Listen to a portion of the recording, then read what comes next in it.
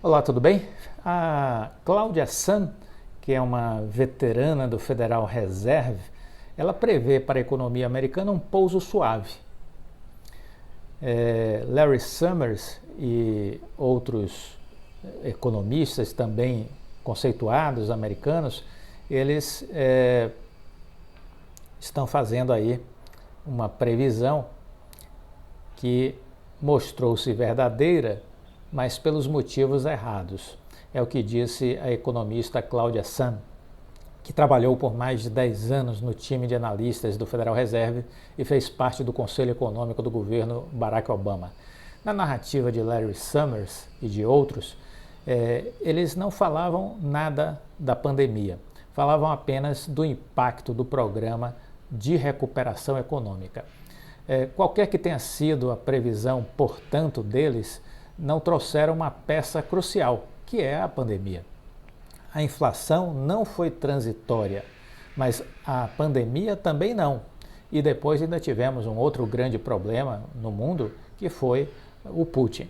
Na avaliação dela, vangloriar-se de um acerto pelas razões equivocadas e embute um risco. Se sua história estiver errada e você for colocado em um pedestal apenas porque acertou um número, você dará conselhos desastrosamente ruins. Ao contrário de Larry Summers, ela não crê que os Estados Unidos precisem pisar fundo no freio para controlar a inflação. Não, vamos respirar fundo. Não precisamos disso. É preciso calma e prudência. Cláudia foi economista do Federal Reserve entre 2007 e 2019. Nesse período, ela criou a Sun-Hurley, que é um indicador que avalia em tempo real se a economia americana está em recessão. Segundo a regra, sempre que a média móvel trimestral da taxa de desemprego fica 0,5 ponto percentual acima do ponto mais baixo dos últimos 12 meses, o país está em recessão. Tem sido assim desde os anos 70. Por este indicador, a economia americana ainda está distante de uma recessão. E para ela, trata-se de uma ótima notícia o fato dos Estados Unidos estarem conseguindo controlar a inflação sem, até o momento, um pouso forçado da economia. Acredito que quando chegarmos ao final do próximo ano, teremos um núcleo de inflação bem próximo da meta, com a economia em um pouso suave. Ela hoje trabalha como consultora independente. Então, é essa a crença dela, de que a economia não vai precisar fazer um pouso forçado, um pouso brusco e que fará um pouso leve, suave, com muita tranquilidade. Eu também acredito nisso. Eu acredito que a economia americana vai fazer este tal pouso suave. Alguns ajustes aqui e ali, claro, são importantes, são necessários, mas não será o apocalipse que muitos estavam prevendo, né? Aqui no Brasil, a Companhia Azul anunciou resultados preliminares de tráfego no mês de novembro de 2022 e aumentou 4,5% em relação a novembro de 2021. Houve aí uma maior procura nos voos e a taxa de ocupação da Azul foi de 79,5%. No mercado doméstico, registrou um recuo de 8,4% em novembro deste ano. No mercado internacional, a companhia, no entanto, apresentou uma elevação de quase 200% no mês de novembro, quase 200% no mercado internacional, né? Os voos, a quantidade aí de tráfego de passageiro nos voos, crescimento.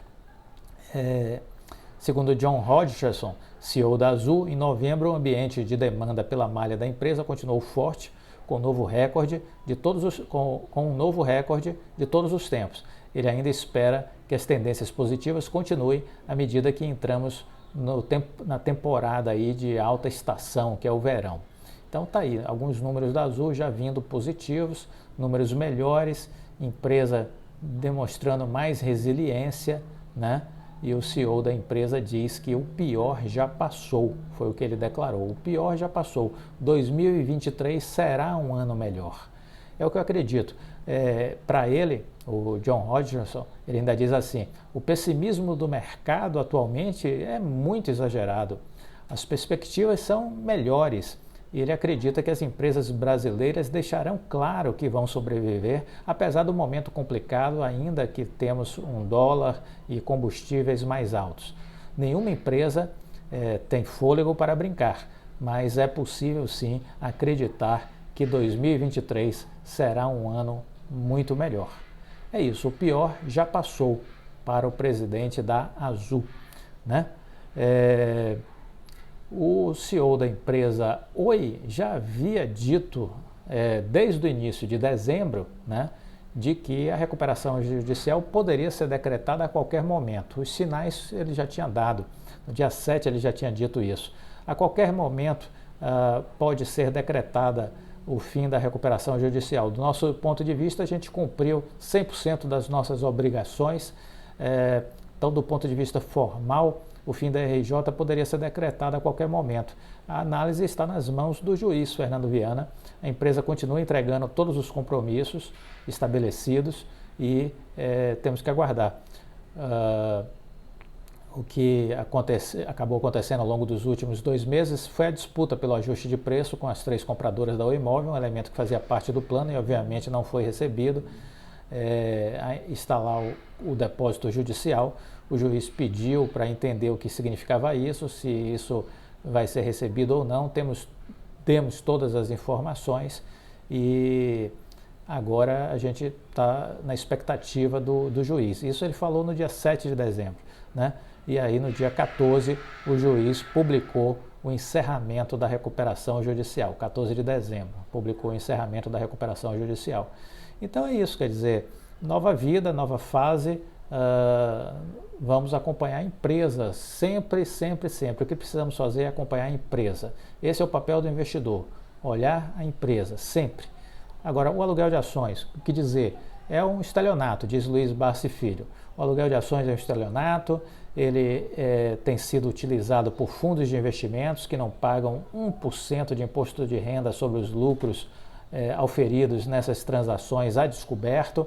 Eles trabalham de forma articulada, combinada, para derrubar o preço das ações. Fizeram isso com Cielo, fizeram com Cosan, fizeram com Vibra Energia, com IRB, estão fazendo com a Oi agora. Vale lembrar que para montar essa posição vendida, esses fundos apostam contra o ativo. E aí eles jogam milhões de ordens de venda todos os dias, forçando a queda dos papéis. É assim que eles ganham dinheiro. O acionista que deixa o seu papel alugado muitas vezes não sabe que está sendo alugado, quando sabe ganha uma merreca ao final de um ano, 4,5%, 5%, e recebe aquela ação depreciada após aí, o uso por parte desses fundos. Isso prejudica a empresa, isso prejudica a percepção do mercado, dos investidores perante a empresa, e isso precisa acabar. É lícito, mas precisa acabar, precisa mudar. Olha, anos atrás, a lei brasileira permitia que o homem matasse uma mulher e alegasse legítima defesa da honra. Ora, veja, era lícito matar a mulher e dizer que tinha sido legítima defesa da honra. A lei permitia essa excrescência, essa aberração. Então, a lei hoje permite que os fundos de investimentos trabalhem desse jeito com aluguel de ações, mas não significa que seja justo isso, não significa que seja correto isso. Entendeu? Então isso também precisa mudar, senão a gente estaria ainda alegando até hoje, os dias atuais, legítima defesa da honra e dando passe livre para os caras matarem as mulheres. Veja só, não podemos ficar de braços cruzados, a gente precisa mudar o mundo para ele ser um ambiente melhor, a Bolsa precisa ser um ambiente melhor. Essas práticas foram permitidas, foram toleradas, elas foram se distorcendo ao longo dos anos, ao longo do tempo. Hoje você vê verdadeiras conspirações acontecendo com os papéis de empresas, né? E a gente tem que denunciar isso. O Luiz Barsi Filho está denunciando, está chamando isso de roubo, de estelionato, chamando atenção para que o CAD fiscalize, que ele diz que o CAD está de costas para isso, que a Bolsa está de costas, que a CVM está de costas. Então é preciso estar atento, né? É preciso estar atento. Ele deu uma entrevista em 2021, não, em março de 22, ele deu uma entrevista reclamando que o IRB tinha 100 milhões de ações alugadas, né? E que isso estava pressionando os preços da ação do IRB para baixo. Ora, e a Oi que está na casa dos 900 milhões quase, o que dizer, né? É uma aberração isso, é uma aberração. Como mudar isso? Denunciando. Denunciando a quem? Aos políticos do novo governo. Fernando Haddad, que é o ministro da Economia, a Simone Tebet, o Lula, o Geraldo Alckmin, para que eles modifiquem a legislação, para que eles levem um projeto, uma proposta de projeto de lei para a Câmara, para que isso possa ser votado, siga para o Senado e aprove.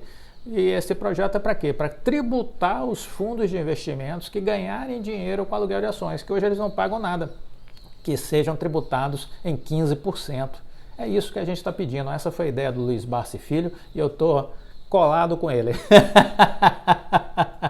Estou colado com ele. Acho que todo mundo tem que colar na ideia e mandar mensagens nas páginas oficiais dessas pessoas que representam o próximo governo, entendeu?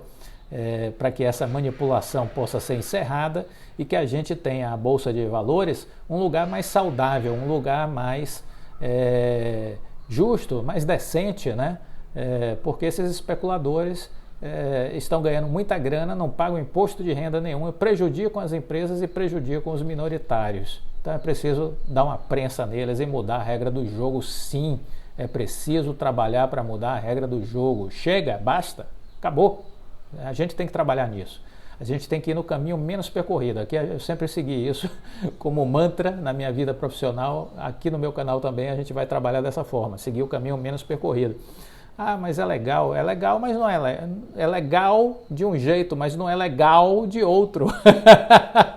Então a gente precisa trabalhar para acabar com os aluguéis de ações e a gente vai acabar isso com a tributação dos fundos de investimentos que estão ganhando com as operações de aluguel de ações. É isso que eu entendo e conto com sua colaboração. Vamos fazer juntos essa movimentação, essa campanha, essa pressão junto ao novo governo, né, para que isso possa mudar. A gente precisa trabalhar para conseguir a mudança que a gente almeja. A gente não pode ficar feito um bobão, né? Ah, é assim mesmo. Não, temos que ser acionistas engajados, temos que ter essa dinâmica de fazer a mudança acontecer, né? Nós podemos fazer a mudança que queremos se tornar realidade. Eu acho que isso é importante, né? O presidente do Federal Reserve, Jerome Powell, ele disse que as projeções do Federal Reserve não indicam uma recessão nos Estados Unidos. Falamos isso aqui em outro vídeo, né? Destacando exatamente essa ideia de que a economia americana não está num nível ainda de recessão e a gente acredita num pouso suave para a economia americana, né? A economia chinesa está aí em compasso de reestruturação, né? Há uma luz no fim do túnel com o fim da política do Covid-0. Isso pode marcar o início de uma recuperação. Então a gente está acreditando também nesse cenário chinês como um cenário de propulsão dos mercados como um todo no Brasil e no mundo, certo? Se você é assinante da Seleção de Empresas, já está disponível o novo relatório. Nós falamos sobre a economia americana, destacamos os pontos mais importantes no nosso olhar. Falamos sobre economia da China, os riscos, as questões mais preocupantes. Falamos sobre o momento do Brasil, pós-eleição, o que esperar, o que fazer, o que não fazer. Nós colocamos ali a nossa percepção, a nossa experiência, 30 anos de consultoria empresarial, 16 anos de bolsa. Somos aqui sobreviventes, 16 anos longevidade em bolsa de valores. Então a gente traz um pouco essa análise de cenário, de contexto, e isso com certeza vai ajudar você a pensar no ano que vem e tomar as suas decisões. Então assine, renove a Seleção de Empresas. Se você ainda não renovou, até o dia 30 você pode pagar com um preço descontado de R$300 no cartão de crédito. Então aqui na descrição do vídeo tem o link para fazer o pagamento no cartão de crédito por R$300. A partir do próximo ano, R$360 vai ser o preço da Seleção de Empresas. Corra que ainda dá tempo de renovar com essa promoção. Aproveite, não é? Se você gostou do vídeo, deixa o like, compartilhe com os amigos, fique com Deus e até a próxima. Tchau.